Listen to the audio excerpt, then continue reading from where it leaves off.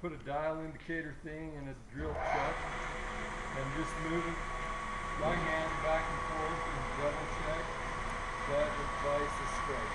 When you got the vise straight, you need to take the drill chuck out. Okay? You use this adjustable wrench so that you can pull it off quicker if you happen to use the wrong handle. This is the brake, and that's the on and off switch. Before you put the wrench up on the drawbar, it's called, put the brake on. Which one you put on? Yeah. Right. Because if you happen to turn the spindle on, the wrench won't be up there, right? So just get it barely. Okay, I've got it finger tight right now, and I'm going to loosen it in one turn. And then after I've loosened it one turn, I'm going to reach up here and tap it on the end so that it knocks it free, but the drawbar will keep it from falling out.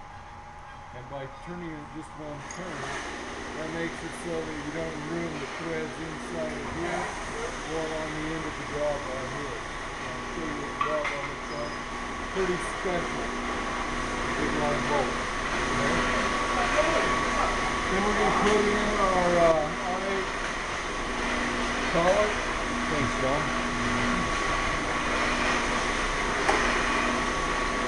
There should be a key for this. Ours is all pretty much screwed up and gone until it used to be. Now put it in, screw this down a little ways so that it holds it area, and then we're going to put an end mill in. This one's torn up. Warmed right up. Probably won't use this one. These end mills for this will either be in that top drawer right here or back in the tool room. I'll help you find them on Thursday when we get here. And then you just tighten it up. Just get it good and snug, and then you're ready to go.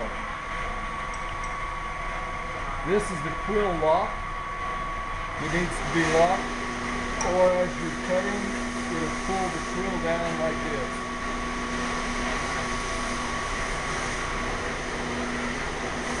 And you'll have two halves in the frame. So this piece that goes in and out, the quill, this is the quill lock. You move this kind of out of the way. And then we need to set our RPM. Get everything else off the table there. Do that when you're doing a workbench, just to set all your tools on. Okay, with the quill lock, you can't pull the quill out. We need to know what spindle speed this should be. If you hurried and did the math on this, you would have high-speed end mill, aluminum. The end mill is 3/4 in diameter, so you would take 4 times the surface feet of aluminum is about 550. okay. So if we just say 500, what is it? Starts at 475. Yeah. So if we took 500, milling is 0.75 times turning, right? So 500 times 0.75 divided by 0.75 times 4, right? 2,000. Want to do that on the board? We have RPM equals 4 times the SFM divided by the diameter. Correct? SFM for aluminum 500 times 0.75 per milling, and the diameter is 0.75. So those two would cancel out. You have 500 times 4. So we got 200 RPM. Don't write on stuff with Sharpies. They have an eraser when they put it in. Sharpie eraser. Alcohol. 2,000 RPM. Sorry, did I say 200? I probably did. Okay. Spindle forward right here. Spindle reverse right there. When it's in high range, forward is actually forward. When it's in low range, forward is reverse. And reverse is forward. Can you remember that? Anybody okay? Let's put hey Dusty, just go ahead and start another bar. I'll just flip it back and cut No. off the short end. You're gonna need to put a piece of, excuse me. You're gonna need to put a piece of this flat stuff in between the rollers. 'Cause it then gets the roller shoots down the floor.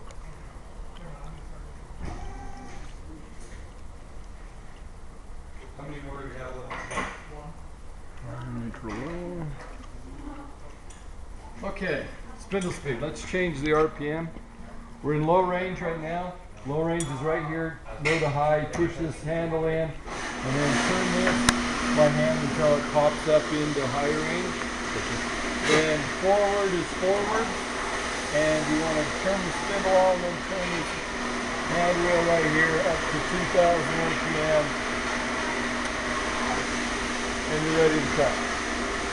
So on Thursday when you come, you'll just probably just start out here instead of starting in the classroom. Make sure everybody's got their rings and watches and elbows free and their hair done up and their safety glasses on. And then we'll come out and it'll really get scary.